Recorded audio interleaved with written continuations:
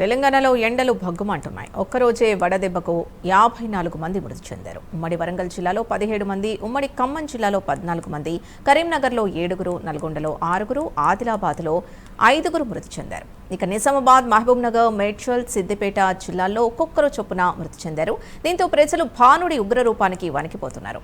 మరోవైపు మరో 3 రోజుల పాటు భానుడి ప్రతాపం మరింత పెరిగే అవకాశం ఉందని అధికారులు హెచ్చరిస్తున్నారు.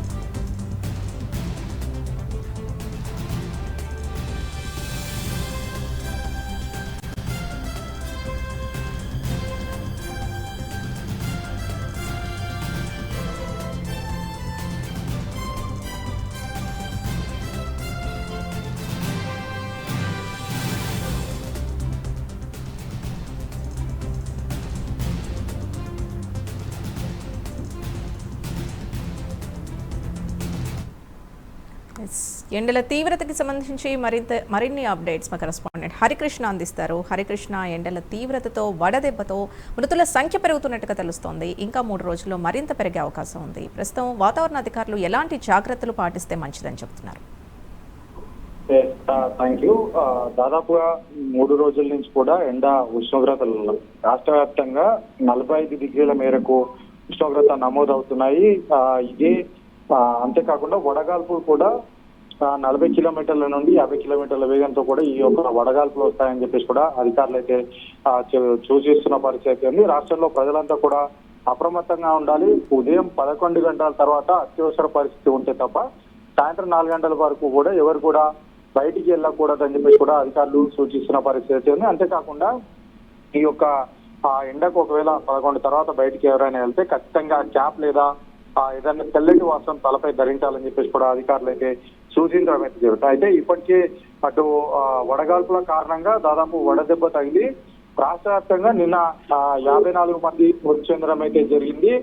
అత్యధికంగా వరంగల్ జిల్లాలో 17 మంది, అంతేకాకుండా ఖమ్మం జిల్లాలో 14 మంది, కరీంనగర్ లో 7, నల్గొండలో 6, ఆదిలాబాద్ లో 5, నిజామాబాద్ లో 2, మహబూబ్ నగర్, అదేవిధంగా మేడ్చల్, సిద్దిపేట జిల్లాలో 1 మృతి చెందడం జరిగింది. ఈ మృతుల సంఖ్య ఇప్పటి వరకు కూడా 220కి పైగా ఈ యొక్క మృతుల సంఖ్య అయితే చేరడం జరిగింది. ప్రజలంతా కూడా అప్రమత్తంగా ఉండాలి. ఎట్టి పరిస్థితుల్లో కూడా అత్యవసర పరిస్థితి ఉంటే తప్ప బయటికి రావద్దు. ఒకవేళ వచ్చినా సరే తెల్లటి వాసం తలపైన క్యాప్ లేదా గొడుగు మెయింటైన్ చేయాలని చెప్పేసి కూడా అధికారులు అయితే సూచిస్తున్న పరిస్థితి ఉంది. అయితే వడగాల్పులుగా ఉక్కపోత కారణంగా బాడీ డిహైడ్రేషన్ కాకుండా హైడ్రేషన్ ఉండే విధంగా వాటర్ ఎక్కువగా తీసుకోవాలని చెప్పేసి కూడా అధికారులు అయితే సూచించడం అయితే జరుగుతుంది. అయితే అంతేకాకుండా ఈ యొక్క 45 డిగ్రీల కూడా ఉష్ణోగ్రతలు నమోదవుతున్న నేపథ్యంలో కూడా రాష్ట్రంలో కొన్ని జిల్లాలకు అక్కడక్కడ వర్షం కురిసే అవకాశం కూడా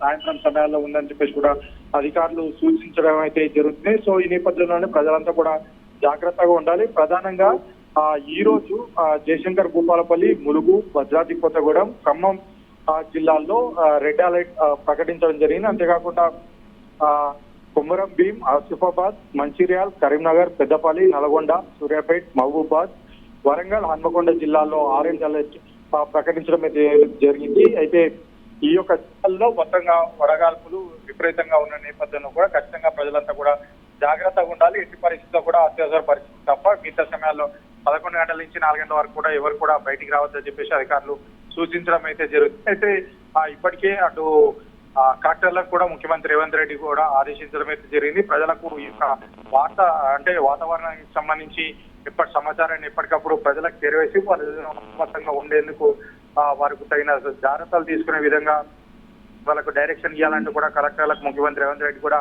సూచించడం అయితే జరిగింది. అయితే వాతావరణ శాఖ అధికారులు ఈ యొక్క వాతావరణం దాదాపు ఉష్ణోగ్రతలు 45 డిగ్రీలు నమోదయ్యి ఇంకా 3 రోజుల పాటు ఈ యొక్క ఉష్ణోగ్రతలు నమోదయ్యే అవకాశం ఉన్న నేపథ్యంలో ప్రజలంతా కూడా జాగ్రత్తగా ఉండి తగు జాగ్రత్తలు తీసుకోవాలని చెప్పేసి అధికారులు అయితే సూచించడం జరుగుతుంది.